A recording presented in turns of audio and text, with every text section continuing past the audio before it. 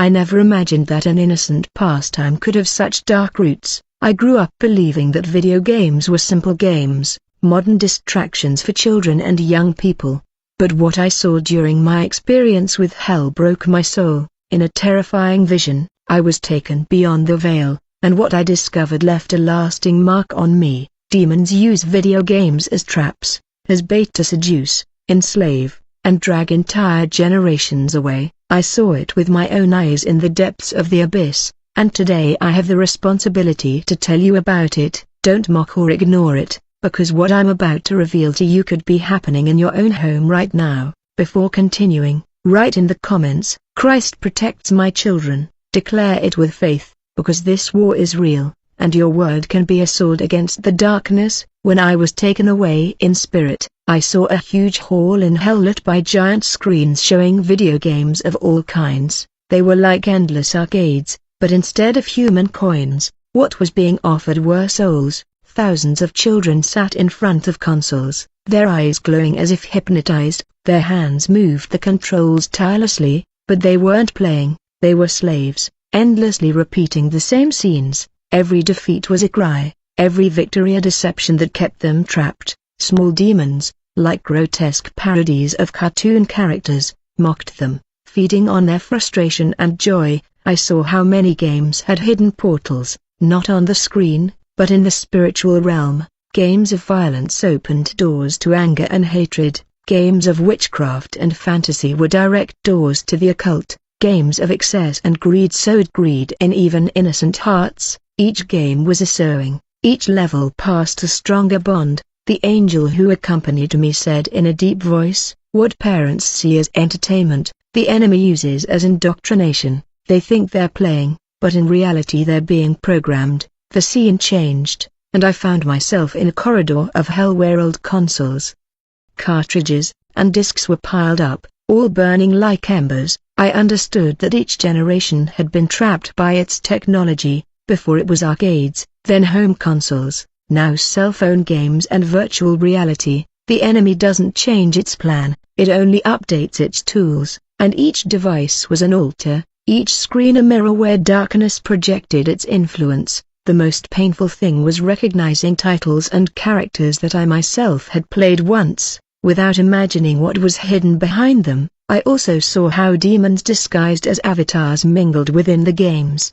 They seemed like friendly characters, but secretly their movements were rituals. A cartoonish demon looked directly at me and said, "They think they control us with their buttons, but we control their hearts." And immediately I saw innocent children repeating phrases, gestures, and behaviors that the demonic avatars taught them. It was a silent indoctrination disguised as fun. The most shocking thing happened when I saw an area where the souls of children who had died were trapped in eternal cycles. Some were replaying shooting games, falling over and over again under spiritual bullets that burned like fire. Others were running in endless labyrinths, pursued by grotesque creatures that laughed at their suffering. They couldn't stop, couldn't turn off the console because they were already part of hell's eternal game. The angel wept and told me, "The enemy not only trapped you on earth, he also enslaves you for eternity." That's why the warning must be clear. It's not just a game. As I continued to contemplate that vision, I saw how the demons had entire departments dedicated to different types of games. It was like a trap factory where each design had a specific purpose, to destroy the children from within. In one section, I saw shooting and war games. The demons who controlled them were dark, armed with glowing spears, and they fed on the violence the children absorbed. On Earth, it seemed like simple fun, but spiritually, each bullet fired left marks of hatred, anger, and bloodlust in the player's heart. The angel whispered to me, "These games turn death into entertainment, and when death is entertainment, the fear of God disappears." In another room, I saw witchcraft and fantasy games, where spells and incantations were part of the mechanics. Demons disguised as wizards and mythological creatures laughed out loud because every time a child cast a spell in the game, they were uttering words in their spirit that opened doors to darkness. Parents would say, "It's just their imagination," but what they didn't know was that those words, even if they were virtual, were translated as pacts in the invisible world. I saw burning scrolls where those invocations were recorded, and each one was used as evidence in hell to claim their souls. I also saw a section of games of simulation and greed. There, children built empires, accumulated wealth, and bought and sold endlessly. Spiritually, those games were traps that sowed greed, unbridled ambition, and the love of money. Demons who looked like dark bankers whispered to them, "You will be great, you will have everything, you will own the world," and the children grew up with a constant emptiness, always seeking more, never satisfied.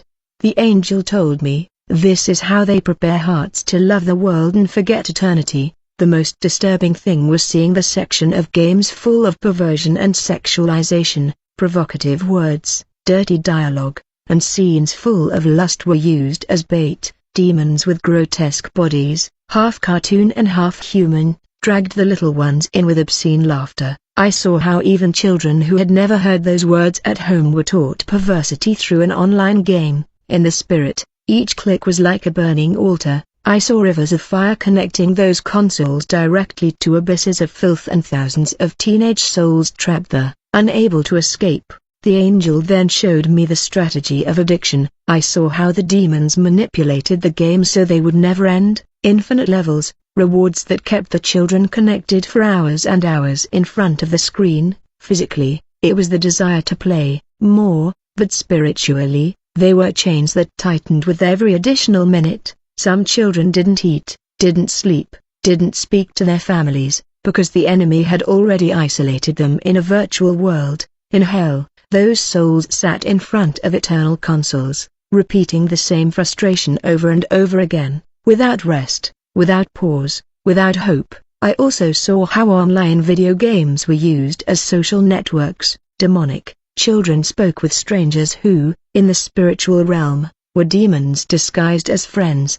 These conversations seemed harmless, but in the occult, they sowed rebellion against parents, contempt for authority, and opened the door to greater deception. I saw a child listen to advice from a gamer who told him, "Don't obey, do what you want, your parents don't understand anything." In the spiritual realm, that voice was a demon sowing seeds of disobedience that would grow like thorns in his heart. The saddest thing was when I saw entire homes collapse because of these games. Parents tried to talk to their children, but they were trapped in the screen, unable to let go of the controller. Spiritually, every attempt at communication was blocked by demons who intervened, filling the environment with shouting, anger, and distance.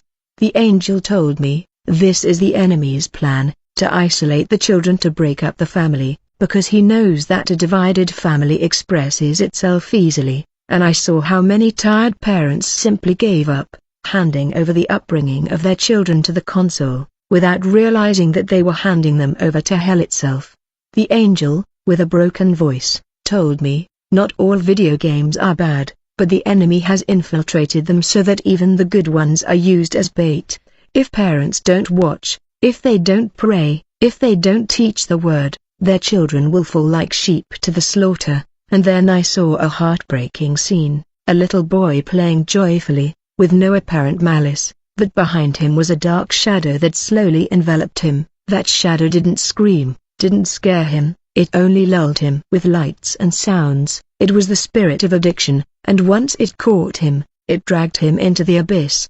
The vision became even more terrifying, when the angel took me to a deeper part of hell. There were no modern consoles or luminous screens, but entire prisons designed in the form of eternal video games. Each cell was a level, each torment an endless game. I saw thousands of children and teenagers who in life had been trapped by those games, now condemned to play them for eternity, but without fun, without rest, without hope. What was once entertainment in the abyss had become torture. I saw a group of souls running in a shooting game. They were chased by giant shadows that never tired.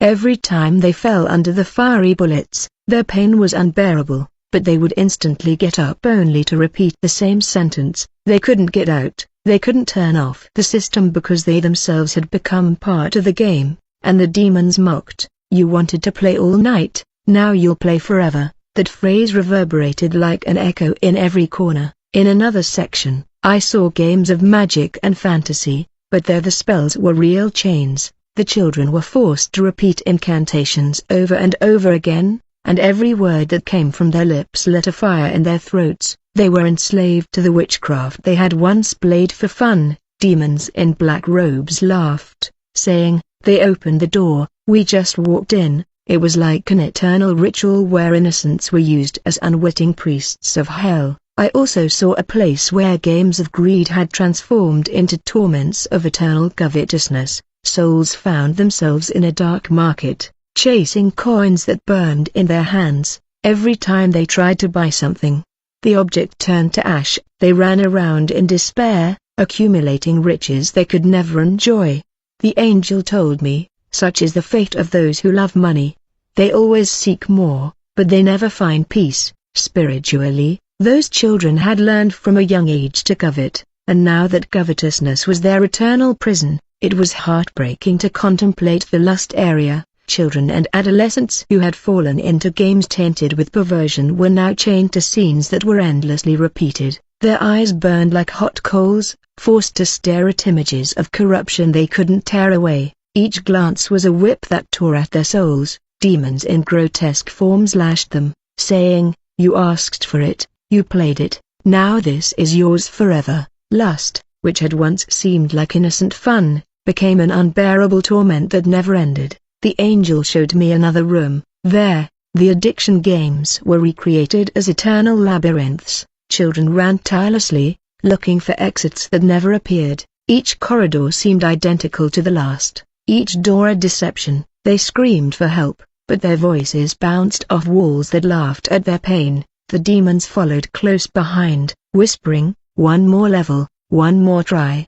You'll never stop." I realized that addiction doesn't end with death, but rather in hell it multiplies in the form of eternal slavery. What broke my heart was seeing some of those children calling out the name of Jesus, but it was too late. Their voices were muffled by demonic laughter. The angel wept with me and said, "They had a chance in life. They listened to the warnings, but they were dismissed as hype. Now what was once a game has become their condemnation." I felt indescribable pain because I understood that many parents today are still letting their children play with fire without realizing it. I then saw a gigantic demon who looked like a programmer from hell. His fingers were like burning keys, and with each touch, he created new levels of torment. Behind him were screens where even darker games were being designed, prepared for future generations. The angel told me, "The enemy never stops. He perfects his traps, makes them more attractive, and disguises them better. What you saw so far is not the end, it's just the beginning." The last thing I saw on that block was a crowd of demons celebrating in front of those video game prisons. They shouted like fans in a stadium, raising chains as if they were trophies, and I understood that just as heaven celebrates every soul that is saved, hell celebrates every child who falls into its trap. They weren't just simple players. They were eternal trophies of the enemy. When I thought I could no longer bear the pain of what I was seeing, a voice from heaven told me, "Look also at what happens on earth, because what is sown already flourishes here below." And suddenly the vision changed. I saw homes full of consoles, giant screens, and children with headphones on, disconnected from everything around them. Their parents, preoccupied with their own problems, believed it was harmless, that games were just a distraction. Didn't they know that in the spiritual world, every game was connecting their children to invisible cords that dragged them toward the abyss? The angel showed me how some games were directly inspired by hellish designs, characters that promoted witchcraft, unlimited violence, rebellion against authority. I saw demons blowing ideas to the creators, inspiring plots and levels that seemed like simple fantasy stories, but were actually open doors to spirits of control and perdition. They think they're inventing, but they only reproduce what we show them. A mocking demon who appeared in the vision told me, and the angel protected me with his light. I also saw thousands of young people trapped in virtual rooms communicating with strangers who were not human, but entities in disguise. Dark spirits posed as playmates, sowing hatred, suicidal thoughts, and mockery of God. Many of these children received their first temptation through a simple online game. The enemy had perfected his trap. He no longer needed dark rituals in caves. Now all it took was a click and an internet connection. The most terrifying thing was when the angel took me to a spiritual stadium where the demons displayed their victims as trophies. Each lost child was shown as an achievement, a victory over heaven. I saw hellish banners that read, "Another trapped by addiction, another seduced by violence, another sold to lust." The demons screamed and celebrated as if it were a championship game. It was a cruel spectacle that tore me apart, because I realized that many young souls were used as entertainment for the hosts of hell. But in the midst of that darkness, a sudden light pierced the place. The angel raised his sword and showed me something different, a group of children on their knees praying in their rooms. Some did it in secret because their parents didn't believe, but those small prayers were like flames that destroyed invisible chains. I saw demons trying to approach, but upon hearing the name of Jesus, they retreated in terror. Heaven told me, as long as there is one child who calls on my name,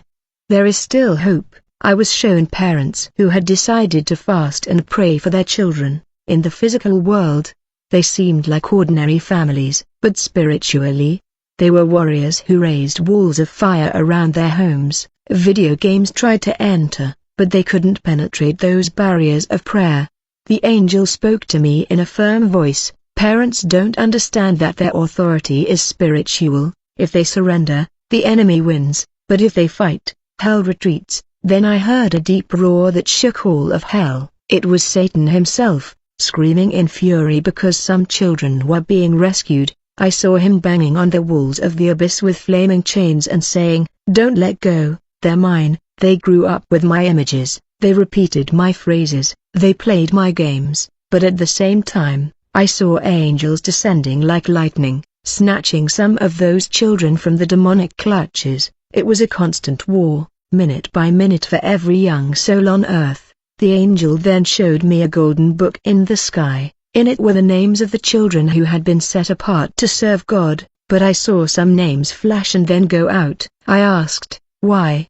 And the angel answered, because their parents weren't vigilant, because they let their hearts be stolen by the screen. But all is not lost yet. There is still time, there is still redemption. I felt those words were an urgent warning to parents today, not to let their guard down, not to surrender their homes to the enemy disguised as entertainment. The vision returned to hell one last time on that block. I saw children running desperately, looking for a way out of the playground equipment. Some stretched their hands toward heaven, but instead of finding help, they were dragged by chains that bound them to the burning ground. Their voices called out, "Dad, Mom, where are you?"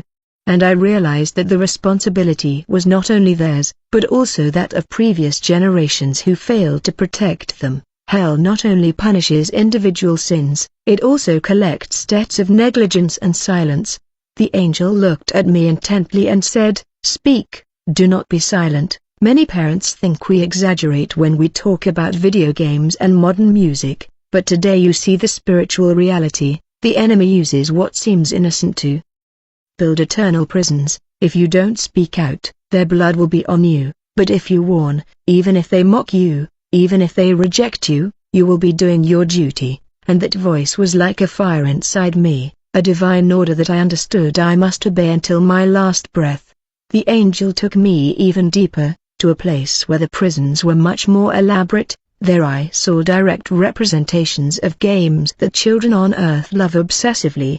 It was as if hell had taken every detail and turned it into an instrument of torture. I saw a battlefield reminiscent of those war games and shooting games that seem so realistic. Only in hell there was no reset or escape button. The young people fell again and again under fiery bullets that pierced their spiritual flesh. They got up immediately, not because they wanted to, but because they were condemned to repeat the scene forever. The pain was unbearable, but it never ended. Each fall was accompanied by demonic laughter that shouted, "You wanted action, now you'll have eternal war." Up ahead, I saw an arena that looked like a sports game, but there were no fair rules. The players were chained souls, forced to run after a burning ball that burned their feet and hands. Each goal wasn't a cause for celebration, but for pain. The demons played too, and every time they won, They tore off pieces of souls and threw them into the fire as trophies. I understood that even seemingly harmless games could be used as tools of distraction and spiritual bondage.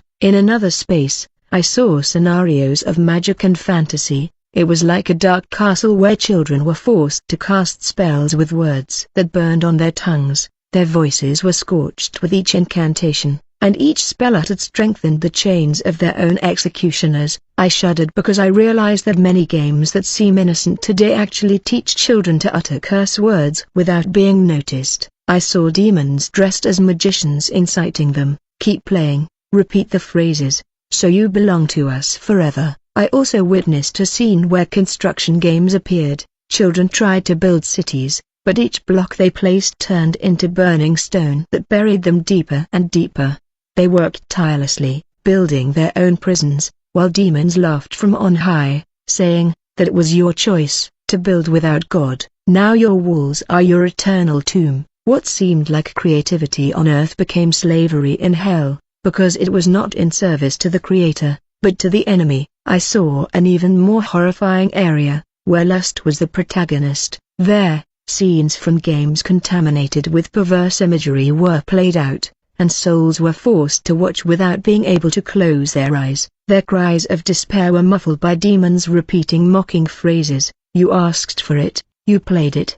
Now it's your turn to suffer it." The bodies of those souls burned like human torches, and the shame was as painful as fire. The angel wept with me and said, "The enemy knows that lust is one of his most effective weapons against youth. That's why he disguises it as entertainment to make it seem harmless. But what you see here is its true fruit." In the midst of those scenes, a gigantic demon appeared before me. His skin seemed made of incandescent circuitry, and his eyes were two screens showing scenes of children playing in the dirt. Each child represented was an open file, a game in progress. The demon said in a mocking voice, "They think they're playing freely, but every click, every word, every connection binds them to me. I am the true programmer. They don't need to sign a blood pact. All they need to do is surrender their time, their mind, their innocence." His words chilled me to the bone because I understood that what he was saying was a spiritual strategy in motion today. The angel raised his sword and with a flash forced the demon back, but before disappearing, the monster shouted, "We see each other in every game room, we see each other on every console, we see each other in every child who no longer prays because they prefer my screens, they are mine." That roar echoed like an earthquake, and I realized that the enemy does not hide his plans because he knows that most people do not believe these warnings. The angel then showed me a near future. I saw children completely disconnected from reality, living only in virtual worlds. I saw parents who no longer knew how to communicate with their children because they were trapped in headphones and screens, unaware of the voice from their own homes. And most terrible of all, I saw demons assigned to each game as spiritual guardians, collecting the souls of those who die trapped in unrepentant addictions. The angel whispered to me in pain, "Hell has no need of stone temples, its temple is now screens, and millions kneel before them without realizing it."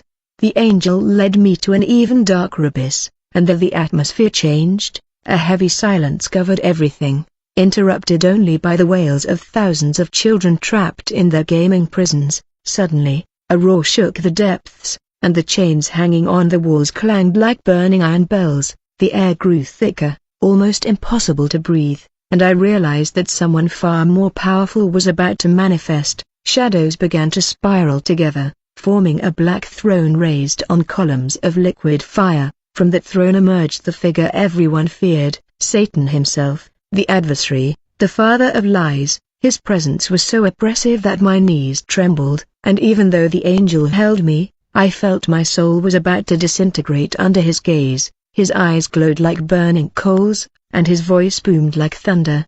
"Did you think the video games were yours? No. They are mine because I inspired them, I perfected them, I sowed them in every generation." With a wave of his claw, Satan made giant screens appear around his throne. Projected on them were scenes of the earth, children in their rooms, teenagers playing online games, entire families entertained in front of screens, while the word of God remained locked in a corner. Look, he said mockingly, thousands spend hours here, and not 1 minute with me is enough to mark their souls. Every game is an altar, every connection is a prayer to my kingdom, even if they don't know it, and when they die, they no longer belong to me halfway, they belong to me completely. The most horrifying thing was when Satan held up a book made of fire. It wasn't the book of life, it was a crude imitation. In it were written the names of children and young people accompanied by symbols of the games they had played the most. Each symbol was like a chain sealed with their name. He pointed with a crooked finger and exclaimed, "These are my champions, those who never knew prayer, but knew every shortcut, every trick, every false victory. They served me better than many preachers." Their laughter shook the entire abyss, and each echo was a dart that tore at my spirit. I saw demons disguised as popular characters crawling at their feet. Video games, their grotesque forms were recognizable. Heroes transformed into executioners, villains turned into eternal jailers. They presented Satan with the souls they had managed to capture, and he crowned them with crowns of fire that brought not glory, but shame. "These are my digital kings," he shouted in a mocking voice, "kings without a throne, champions without a heavenly crown, warriors of a kingdom that never existed." The angel who was with me raised his voice and said, "He lies as he has always lied. No earthly victory is eternal, and the blood of the Lamb can break those chains if there is still life." But Satan interrupted him with a roar that shook the bowels of hell. "But in the meantime, they are mine. And every day I reap more and more because the parents sleep, because the churches are silent, because the preachers prefer to entertain rather than warn." That phrase pierced my soul because it was the pure truth. The negligence of men was fueling the feasts of hell. I saw Satan point to the earth and say, "They call me hype, they call me myth, they call me mere distraction, but I keep stealing their children, their homes, their generations, and no one does anything. I entertain them until they forget God, and when they want to seek Him, it's too late." His laughter echoed like a chorus of 1,000 thunderstorms. It was a direct mockery, a challenge against heaven, and I understood that this war wasn't symbolic, it was real and daily.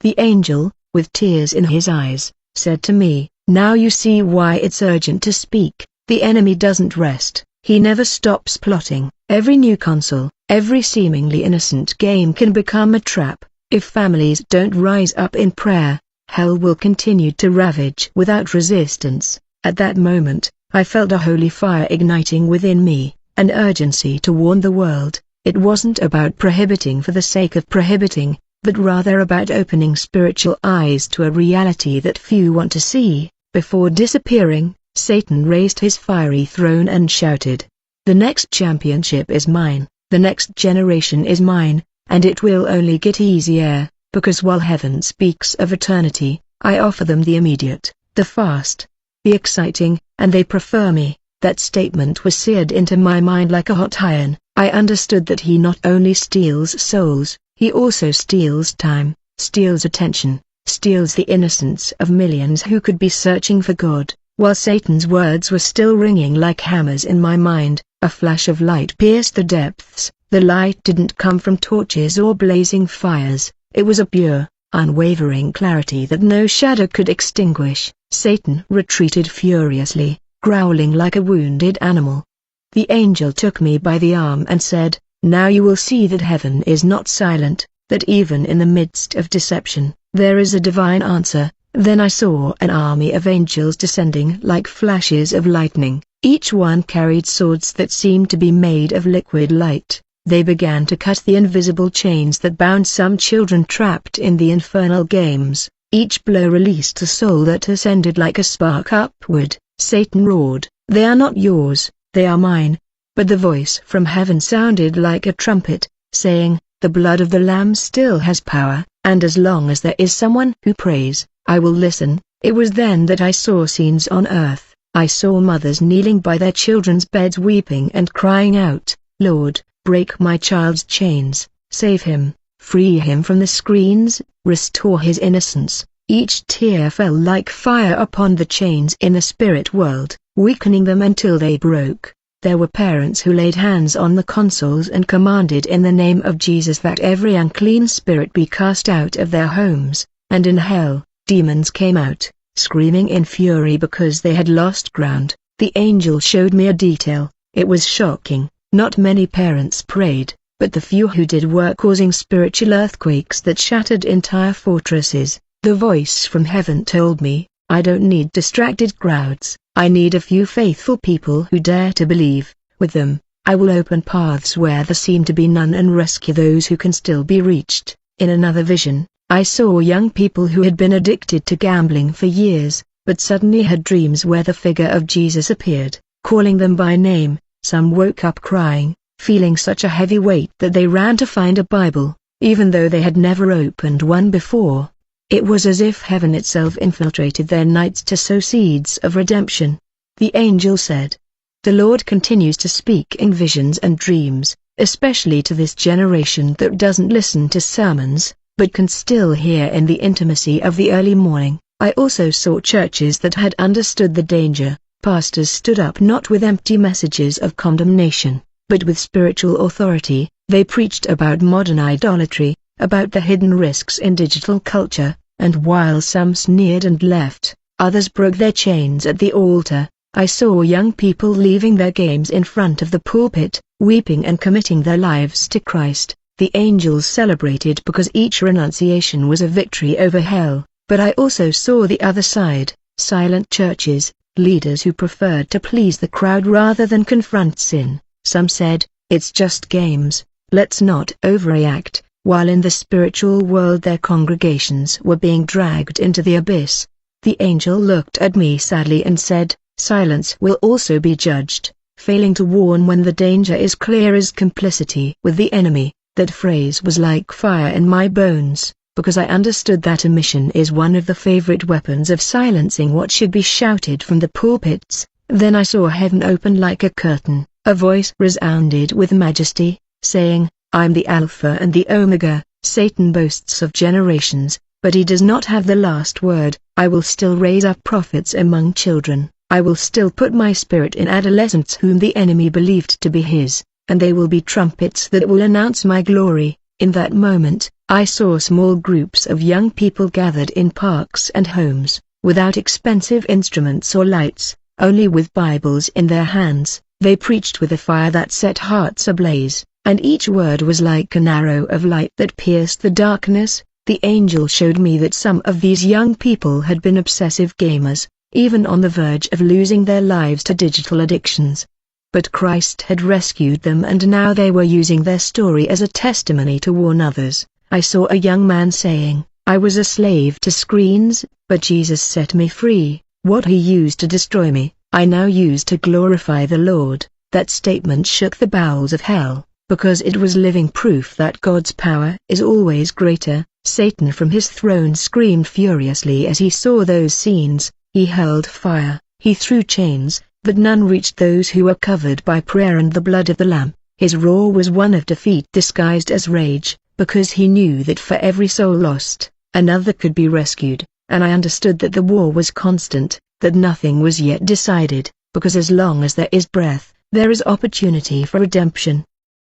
The angel told me in a deep voice, You have not yet seen the worst, because the enemy is not content with trapping children in games. He is preparing something much bigger, a plan to enslave entire generations through a single system. Suddenly, the vision changed, and I saw myself in a gigantic room made of iron and fire, as if it were the command center of hell. There I saw demons working like dark engineers in front of incandescent screens. Each one seemed to program codes that were sent directly to Earth in the form of new technologies. I saw how T.